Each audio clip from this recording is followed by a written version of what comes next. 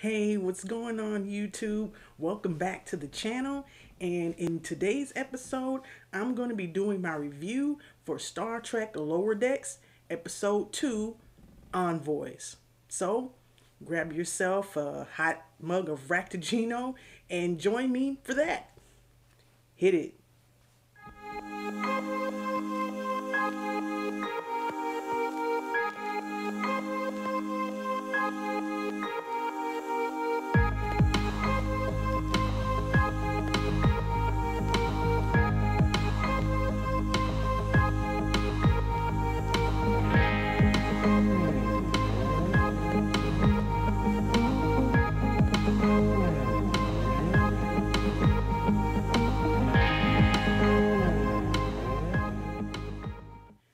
Welcome back to the channel.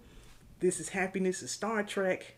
I'm your host, Dre, and let's just get right into it. So, of course, like all the other episodes, this starts out with a little bit of a teaser where we see Tendi and Beckett are putting some pods in storage, and this interdimensional energy creature pops up out of nowhere, and Beckett gets in her head, let's capture this thing, put it in a pod, and we'll do something with it later.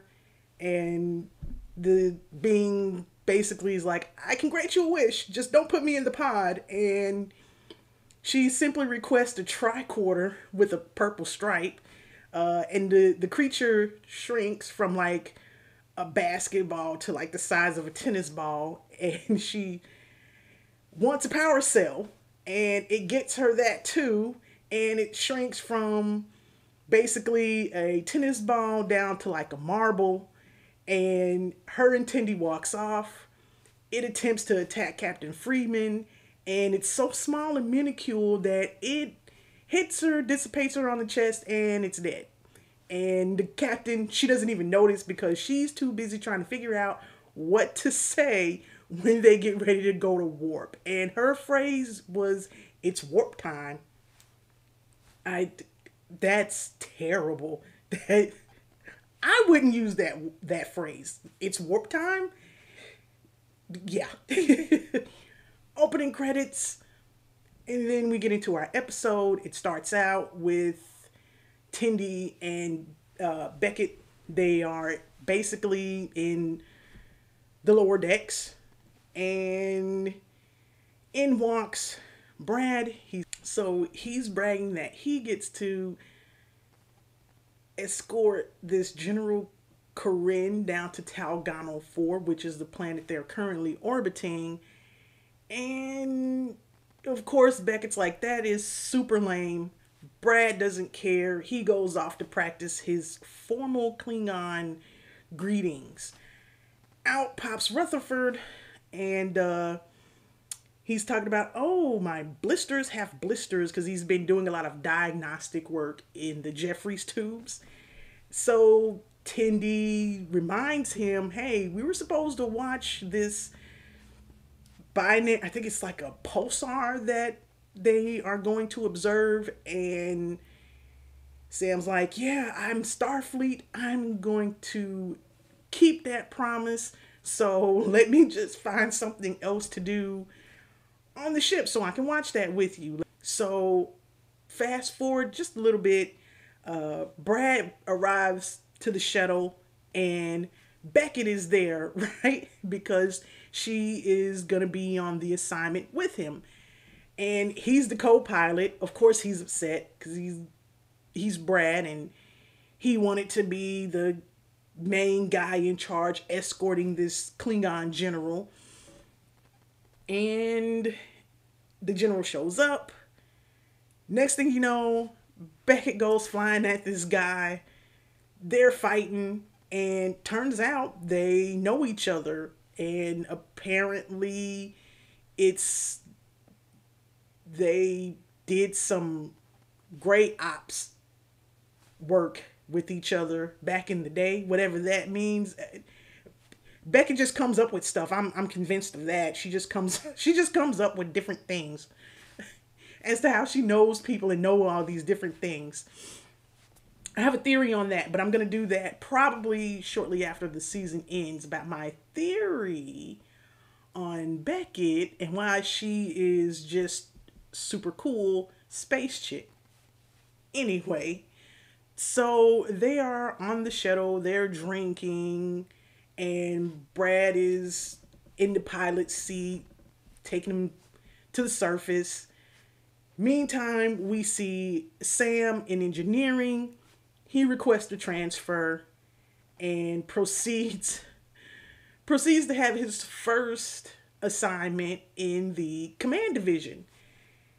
And he fouls it up in a way that's unbelievable. So he basically, in this simulation, says we're going to, keep going even though there's an asteroid coming at us. And in the simulation, he wipes out the entire population of kids on the ship. Yeah, so command is definitely not Sam's strong suit. Fast forward planet side, Brad and Brad and Beckett have landed in the Klingon district of this planet. And Brad, of course, is upset. He didn't want to do it. He just wanted to go straight to the Federation embassy that's on this planet. And they're going back and forth. General Corinne steals the ship. And now it's a mad dash to try and find this guy and the shuttle that he just woke up and stole after he was passed out. So they're in the Klingon district. They're looking for this guy. Brad almost gets them stabbed because he has no idea how to blend in. He has no idea how to properly, ask questions without raising suspicions. He's completely clueless. Beckett takes charge and they track him down to the Andorian district. Back on the ship, meanwhile, we see Sam take a stab at being in the science department. He's in sick bay, and medical officer tells him, keep this guy calm, and Sam can't do that. He proceeds to make the guy more and more upset, and the chief medical officer kicks him out. So Sam's future is not in the medical department either. So he goes from that to working in security, giving security a shot. And he's put in a simulator.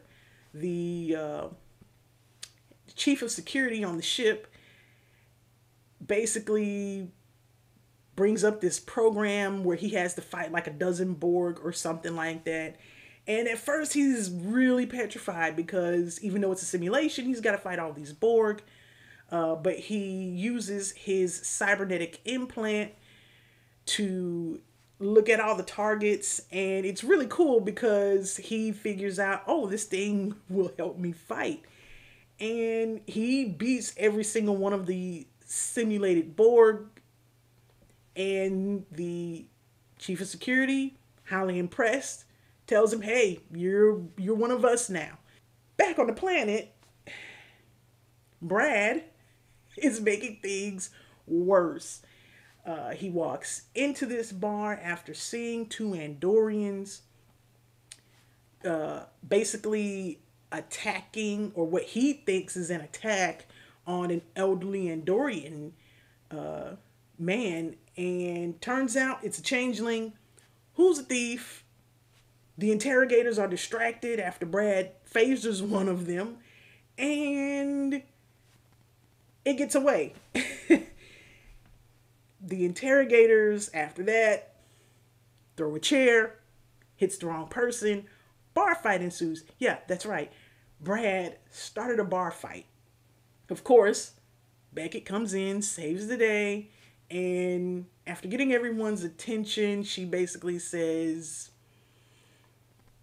you know, let's just have a drink. I would love to fight every single one of you and beat you, but I don't have that kind of time.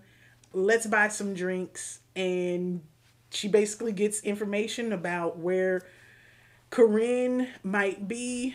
But when she catches up with Brad, he's in an alley nursing a wound after being stabbed. Actually, he didn't even get stabbed in the bar fight. He ran into a knife. So he just is completely in the dark or several steps behind Beckett and what it is she's doing.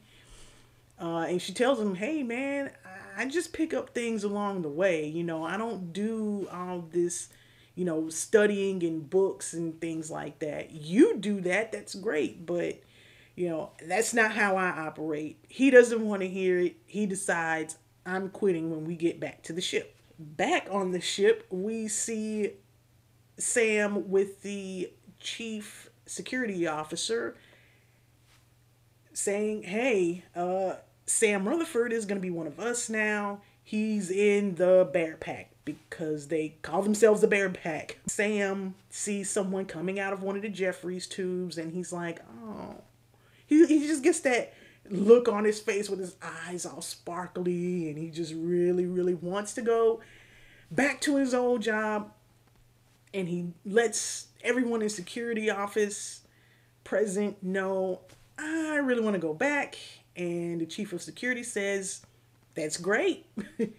Be yourself. That's fine. Back to the planet. They spot the shuttle. Along the way, though, we find out why, because there's the picture that came out with this mysterious Ferengi. Well, this Ferengi is trying to rob them. And Beckett and Brad are going back and forth. He's like, oh, we can't trust this Ferengi. And Beckett says, well, you've been wrong about everything else. I'm saying we can trust this guy. So let's just get some transport and try and continue to track down Corinne.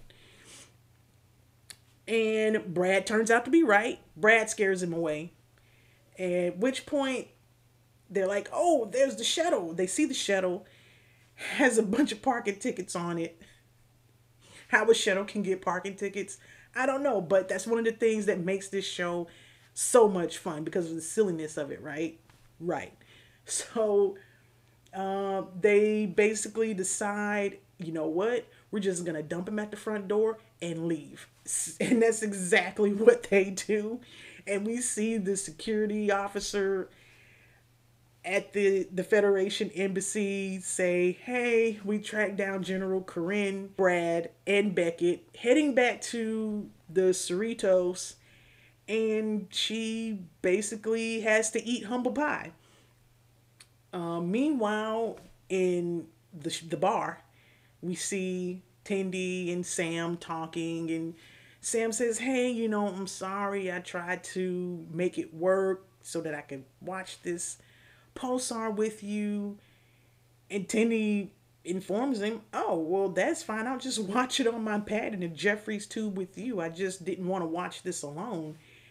And Sam's like, oh, okay, that works. It's not like I went through the ship trying to out every job just to hang out with you. I didn't do that at all, when that's exactly what he did. Beckett leaves. We see her in her bunk and she's on her pad and she's talking with the Ferengi who tried to rob them.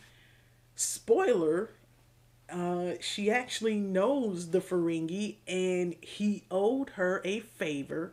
So she got him to pretend that he was an unsavory character and she pretended to be wrong to give Brad the confidence boost that he needed.